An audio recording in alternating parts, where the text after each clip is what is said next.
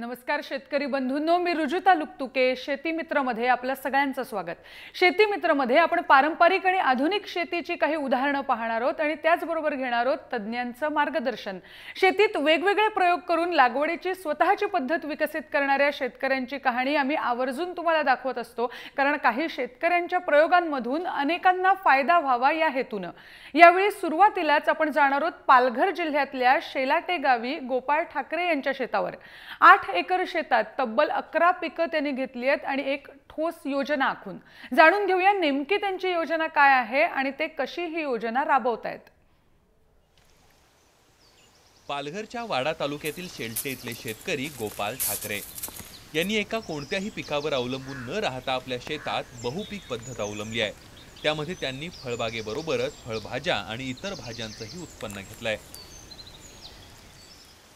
आपल्या 8 एकर शेतात त्यांनी आंबा, चिकू, सीताफळ, नारळ, पेरू, काजू आदी फळबागा चांगल्या फुलवल्यात।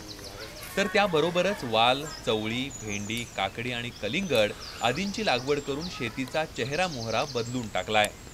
यावर्षी आंतरपिकासाठी 60 ते 70 हजार खर्च झाला, तर फळ लागवड आणि फवारणीसाठी एकूण 1.5 लाखांचा खर्च झालाय। एकूण खर्च वजा जाता त्यांना दरमहा 30 ते 35 हजार रुपये उत्पन्न मिळत असल्याचं गोपाळ ठाकरे सांगतायत। याच्यामध्ये आंबे 200 आणि चिकू 250, नारळ 25 आणि सीताफळ 100 अशी इतर झाडं सुद्धा याच्यामध्ये आहेत। काजू किती लावलेले आहेत? काजू 15 लावलेले आहेत आणि पेरू सुद्धा आहेत।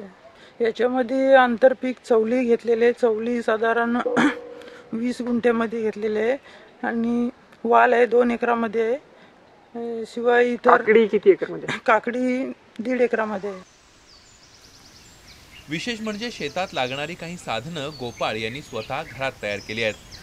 गवत काढण्यासाठी लागणारी खुरपणी त्यांनी स्वतः तयार केली आहे। तर या सर्व शेतीच्या मशागतीसाठी आणि फवारणीसाठी बाहेरील मजुरांचा खर्च टाळण्यासाठी त्यांनी नामी शक्कल लढवली आहे।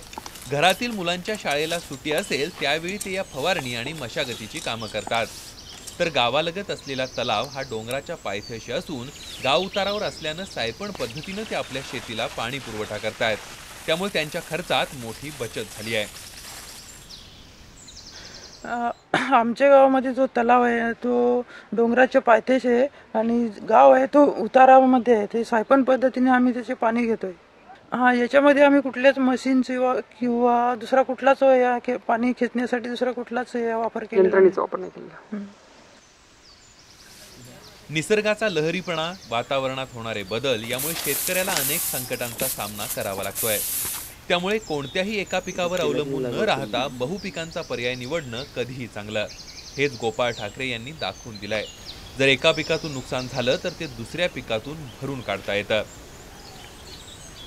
पवन शेलार, जय महाराष्ट्र, वाडा। आणि आजची पुढची बातमी ही अशाच एका प्रयोगाची आहे। शिरपूरच्या गजानन ढवळेंच्या उद्योजकतेची आहे। शेतात त्यांनी हळद लावली आणि तेवढ्यावर न थांबता शेतातच ही हळद शिजवण्याचा उपक्रम सुरू केलाय आणि त्यासाठी यंत्रही स्वतःच तयार केलंय। आपणही पाहूया त्यांची हळदीची शेती आणि त्यांनी तयार केलेलं हळद शिजवण्याचं यंत्र। वाशिम जिल्ह्यातील शिरपूर इथले हळद उत्पादक शेतकरी गजानन ढवळे यांनी BHMS पर्यंत शिक्षण घेऊन 11 वर्ष वैद्यकीय व्यवसाय केला। त्यानंतर त्यांनी आपली वडिलोपार्जित असलेली 20 एकर शेती करण्याचा निर्णय घेतला। यंदा त्यांनी आपल्या 2.5 एकर शेतात हळदीचं पीक घेतलंय। ते स्वतः हळदीची चांगल्या पद्धतीने मशागत करतायत। पाणी व्यवस्थापनासाठी त्यांनी ठिबक सिंचनाचा वापर केलाय आणि गजानन यांच्या मेहनतीच्या जोरावर हळदीची शेती बहरली आहे। मी गेल्या 15 वर्षापासून हळदीचं उत्पादन घेतो। हळदीचं माझं उत्पादन या भागामध्ये सर्वोच्च असं आहे। मी सन 2011-10-11च्या सीझनमध्ये एकरी 52-53 क्विंटल पर्यंत प्रक्रिया केलेली पूर्ण सुकलेले हळकुंडाचं उत्पादन घेतलेलं आहे।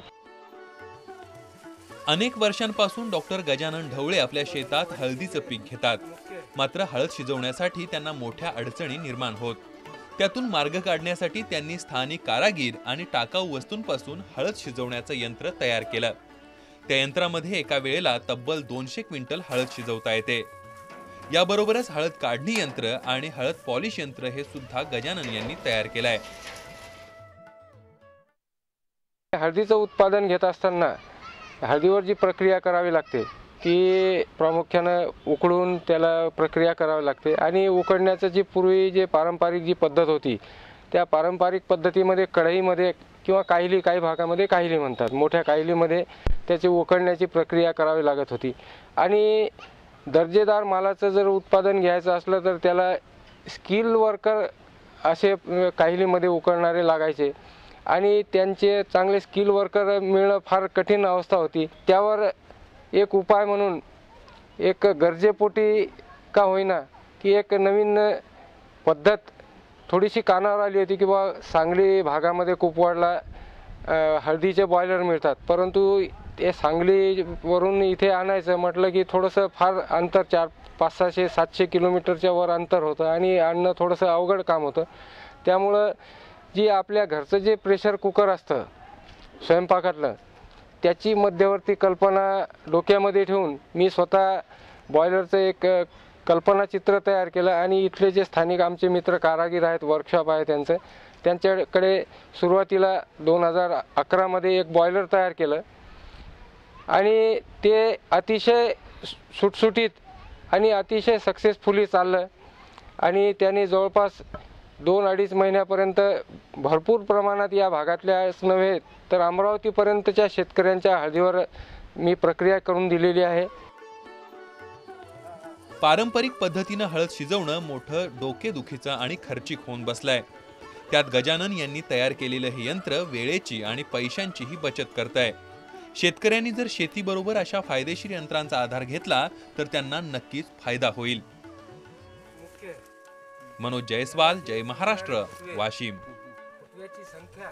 आणि यानंतर शेतीमित्रमध्ये एक ब्रेक घ्यायचा आहे. ब्रेक नंतर भंडाऱ्याला जायचं आहे वांग्याची शेती पाहायला, पण त्यापूर्वी एक ब्रेक घेऊया. पाहत रहा जय महाराष्ट्र.